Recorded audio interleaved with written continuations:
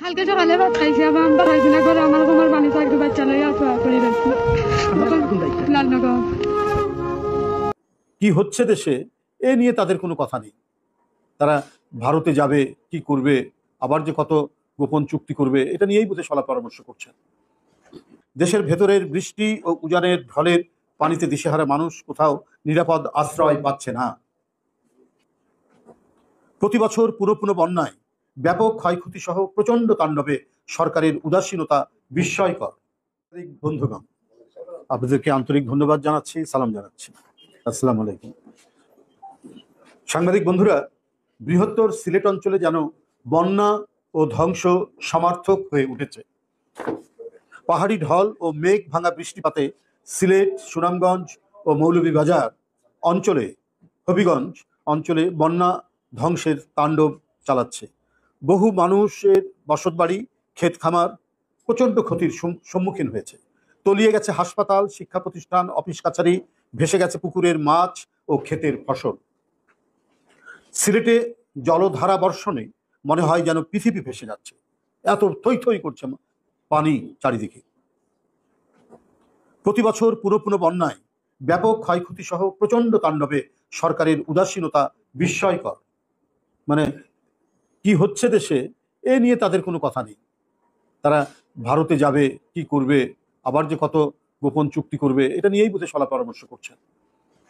দেশের ভেতরের বৃষ্টি ও উজানের ঢলের পানিতে দিশেহারা মানুষ কোথাও নিরাপদ আশ্রয় পাচ্ছে না। ঘরের ভেতর উঁচু মাচা করার পরেও টিকতে পারছে না। এদিকে উত্তর পূর্বাঞ্চলের রংপুর ও ময়মনসিংহ বিভাগের অবস্থাও মারাত্মক সঙ্গীন। উজানের ঢল প্রবল গতিতে নেমে আসায় সিলেট ও রংপুর বিভাগের নদীগুলো উপচে দুই পাশে প্রবল বন্যার সৃষ্টি হচ্ছে। লক্ষ লক্ষ মানুষ পানিবন্দী হয়ে পড়েছে। সরকারের ভুল নীতির খেসারত দিতে হচ্ছে, বা গণবিরোধী নীতির খেসারত দিতে হচ্ছে আজ বন্যা উপদ্রুত মানুষদের। বিশেষজ্ঞদের অভিমত, সিলেটের হাওর উন্নয়নের নামে চলছে অপরিকল্পিত কর্মকাণ্ড। নদীতে বাঁধ দিয়ে স্বাভাবিক গতি প্রবাহকে বাধাগ্রস্ত করার কারণেই বন্যার প্রকোপ বৃদ্ধি পেয়েছে। একই অঞ্চলে প্রতি বছর বন্যা হওয়ার পরেও আর্লি ওয়ার্নিং সিস্টেম, যেটা তারা বলেছিল, সেই আর্লি ওয়ার্নিং সিস্টেম গড়ে তুলতে সক্ষম হয়নি সরকার। মানুষকে সীমাহীন দুর্ভোগের মধ্যে ঠেলে দেওয়া যে সরকারের কর্মসূচি, সে সরকারের দ্বারা একটি জাতির সর্বাঙ্গীন উন্নতি লাভ কখনোই সম্ভব নয়। আজ দামি সরকারের লুটেরা নীতির জন্যই ভুক্তভোগী জনগণের মর্মভেদী অশ্রুপাতের কারণ। আওয়ামী সরকার দেশের সার্বভৌমত্ব দুর্বল করে নিজের ক্ষমতাকে আঁকড়ে রাখার জন্য উন্নয়নের কর্মকৌশল নির্মাণ করেছে। সুতরাং সেই উন্নয়নের মধ্যে পাটকাঠির কাঠামো রয়েছে বলেই সেটি ধসে পড়ছে, আর দেশের মানুষকে পোহাতে হচ্ছে দুর্যোগ ও দুর্ভোগ। এর উপর বিশ্বের শীর্ষ বায়ু দূষণ শহর ঢাকা, কারণ অপরিকল্পিত উন্নয়নের জন্য ঢাকা সহ বাংলাদেশের শহরগুলো প্রচন্ড বায়ু দূষণে নিমজ্জিত। সুপরিকল্পিত উন্নয়ন নেই বলেই বাংলাদেশের বায়ু ক্রমাগতভাবে দূষিত হচ্ছে। বৃহত্তর সিলেট, রংপুর ও ময়মনসিংহে পানিবন্দী মানুষের কাছে কোনো ত্রাণ পৌঁছায়নি।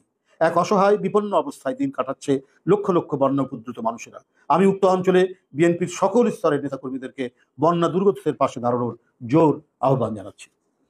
সাংবাদিক বন্ধুরা, বাংলাদেশকে দখল করে নিয়েছে দুর্বৃত্ত, সন্ত্রাসী আর সিন্ডিকেট বাজরা।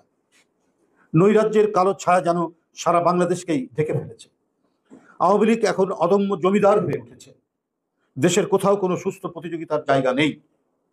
ক্ষমতাসীনরা সবকিছু তাদের করায়ত্ত করার জন্য চোখ রাঙিয়ে বেড়াচ্ছে। ক্ষমতাসীন আওয়ামী লীগের সন্তানরাও নিজেদের জমিদার সন্তান ভাবছেন। তারা মনে করেন আইন যেন তাদের হাতের মুঠোয়। ঈদের দিন রাতে বগুড়ায় আওয়ামী লীগ নেতার প্রবাসী মেয়ের গাড়ির সাথে একটি বাইকের ধাক্কা লাগায় দুইজন বাইক আরোহীকে বাসা থেকে ডেকে নিয়ে এসে আওয়ামী লীগ নেতার লোকজনেরা কুপিয়ে ও গুলি করে হত্যা করে। ঈদের আনন্দ উৎসবকেও বাকশালীকরণ করা হয়েছে। ঈদের দিন মানুষ হত্যার উন্মোদনার মধ্যে দিয়েই আওয়ামী ক্যাডাররা উৎসব পালন করেছে। কোরবানির পশুর চামড়া এবার বিক্রি হয়নি, আড়তদার কোরবানির চামড়া ফিরিয়ে দিয়েছে। এটাও সিন্ডিকেট বাজদের কারসাজি। এটাও আপনার ইতিমধ্যেই গণমাধ্যমে এই সংবাদগুলো উঠতে শুরু করেছে। গরিবের হককে বঞ্চিত করে একচেটিয়াকরণ করার জন্য দেশের কোরবানির চামড়া সিন্ডিকেটওয়ালারা কৌশলে মূল্যহীন করেছে। প্রশাসনের নির্ধারিত দামেও চামড়া কেনেনি আড়তদাররা। কোরবানির চামড়া বিক্রি করতে না পেরে অনেকে মাটির নিচে পুঁতে রেখেছে। এমনিতেই এবারে মধ্যবিত্ত ও সীমিত আয়ের মানুষরা কোরবানি দিতে পারেনি। সরকারি হিসেবে অবিকৃত থেকেছে 25,81,000 গবাদি পশু। বাস্তবে এর সংখ্যা আরও অনেক বেশি। এরপরেও চামড়ার দাম নিয়ে এহেন নৈরাজ্য কেবলমাত্র শেখ হাসিনার শাসনেই সম্ভব। কারণ মানুষ বেঁচে থাকার সব অবলম্বনকেই এরা নিরুদ্দেশ করে দিতে চায়। যে দেশে সবজি, সালাদ, শুটকিতে মানবদেহের ক্ষতিকারক কীটনাশকের সন্ধান পাওয়া যায়, সে দেশের সরকার যে গণবিরোধী সিন্ডিকেট বাজদেরই সরকার, তার বলার অপেক্ষা রাখে না। যখন কোনো জবাবদিহি থাকে না, তখন সব সেক্টরে সরকারের দোসররাই সবকিছু নিয়ন্ত্রণ করে, যার কারণে সাধারণ মানুষকে মৃত্যুর দিকে ঠেলে দিতেও তাদের দ্বিধা হয় না। বাংলাদেশের মানুষের অকাল মৃত্যুর জন্য দায়ী ডামি সরকারের প্রধানমন্ত্রী শেখ হাসিনা ও তার সরকার।